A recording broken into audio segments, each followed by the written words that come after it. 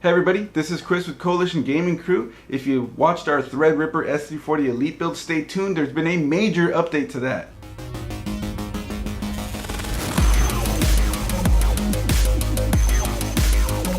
So let's talk a little bit about that upgrade. Bitcoin Louie, the owner of that rig, decided to go all out with it, and he enlisted the help of our resident water cooling expert, Homebrewed Hero. And so there'll be a video on that.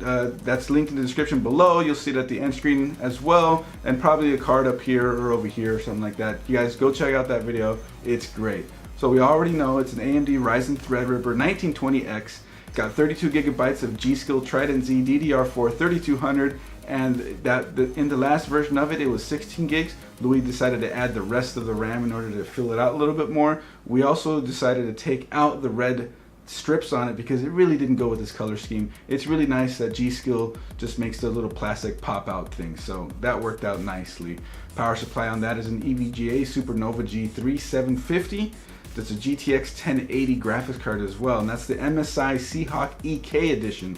So this one comes with the EK water block already ready to go. You don't got to fiddle around with it. Just tighten the screws, make sure everything's good on it, and it's good to go. Pretty good deal too.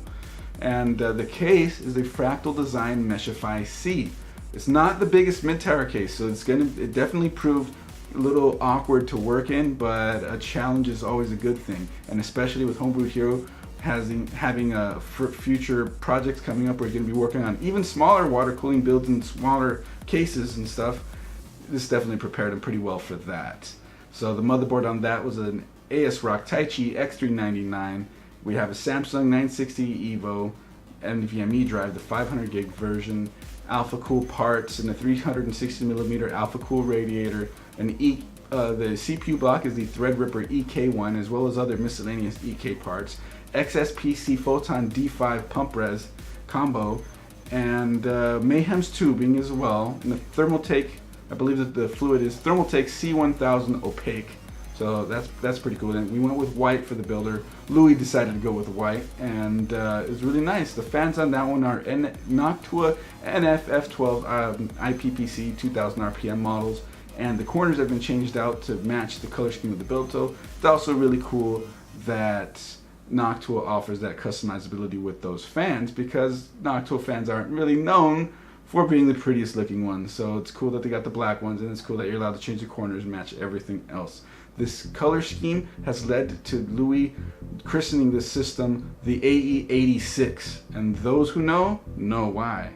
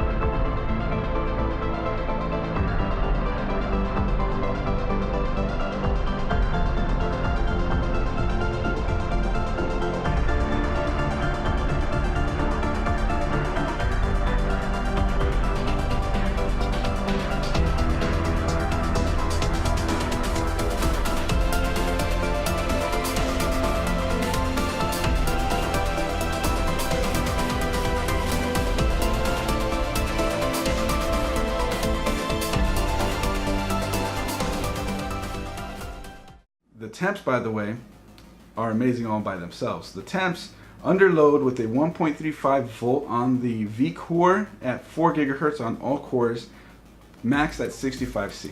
That's pretty good, pretty awesome overall. But I mean, you're doing that in combination with a whole entire system that doesn't have to spin very loudly. Like if the fans don't spin too loudly in order to cool it, you have that front radiator on there working as a passive radiator because it's a low fin per inch one, and that front radiator just helps the air pass through it and cool everything, while the top radiator with those fans suck the air through and take care of the majority of the cooling that way. So all the potential for max cooling is there. GPU temps on that under load 40C. Now I was playing PlayerUnknown Battlegrounds, so that's kind of a heavy game on both parts of the computer, the CPU and the GPU. And Prime 95 on the CPU is what really hit it hard, and that only went up to 65. There's still room on it, sure, but you really have to add a lot of voltage after 4 gigahertz in order to really get a lot of in order to get stability on that. So well, yeah, whether that's useful or not, up to you guys. Hope you guys enjoyed this video. It's really cool that you can, you know, go all out with the build and have really good stuff to go with it, a cool video to go with it, and share it with everyone to see. So I hope you guys like this. Make sure you give Homebrewed Hero props for the build. He's the one who spec'd it out. He's the one who put it together. And go check out his channel. Subscribe to him. Really great stuff. Bitcoin Louie.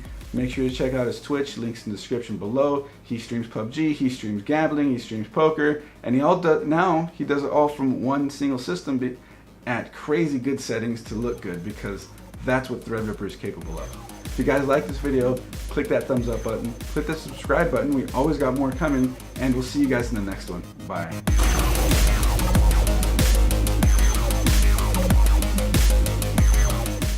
Bitcoin Louie, are you excited for this build? That excitement really shows, huh?